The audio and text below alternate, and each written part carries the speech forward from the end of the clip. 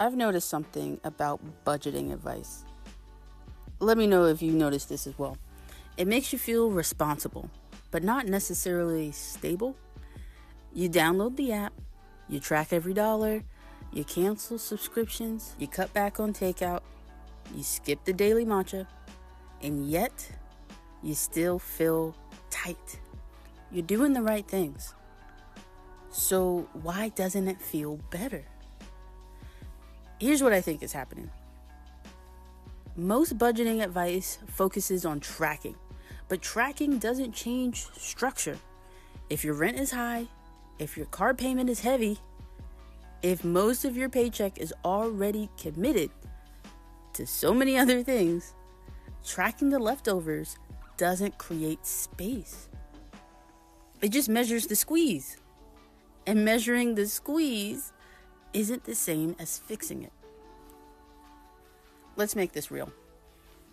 Imagine someone brings home about $5,000 a month. Their rent is maybe $2,000. Car payment could be $600. That's pretty average these days. Insurance, utilities, groceries. Of course, we all got subscriptions. Before they even think about saving, most of that money is already spoken for. Now, maybe there's $400 left or so. They can track that $400 perfectly. They can budget it down to the dollar, the penny. But if an emergency hits, it's gone. Budgeting didn't fail. The structure underneath it never changed. Here's the uncomfortable part. Get ready. A lot of people think budgeting feels tight because they're not disciplined enough. But most people don't feel stuck because they spend too much on coffee. All right, despite what all the other generations think about millennials and the younger folk, that's not what's happening. They feel stuck because their biggest expenses were locked in years ago. Your housing, car payments, debt, lifestyle commitments, and once those are fixed, everything else becomes maintenance. That's hard to admit because cutting small things feels productive. You cancel a subscription or two, you start making your matchas and chai lattes at home. Changing big things feels disruptive, like selling your car or moving to a new place. I learned this the hard way. When I paid off my car, it freed up about $350 a month. $350. That did more for my breathing room and my budget than cutting small daily purchases ever did. It wasn't about deprivation. It was about removing a fixed obligation. And that one change created flexibility, options, space. It's very different when money isn't already spoken for. Let me tell you. This is why budgeting can feel exhausting. You're trying to optimize the leftovers instead of reducing the commitments.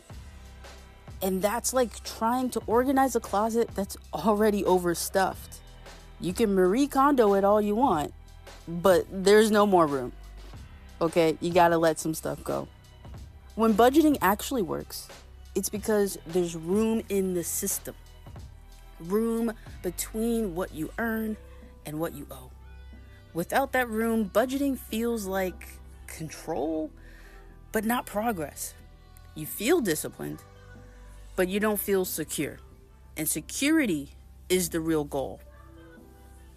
So if budgeting feels suffocating, ask a different question. Don't ask, how do I cut another $50 here and there? Ask yourself, what fixed cost is keeping me tight? Is it housing? Is it your car? Is it debt? Is it reoccurring upgrades you made when income went up? Even one structural change, a downsize, a refinance, selling something expensive, or delaying upgrading something else can create more relief than months of tracking every small purchase. Budgeting isn't supposed to feel like punishment. It's supposed to support and give you breathing room. And if you don't feel that room yet, that's all right. The problem probably isn't your discipline. It's the structure underneath it all. It seems obvious when you think about it, but when it comes to money, common sense isn't really that common.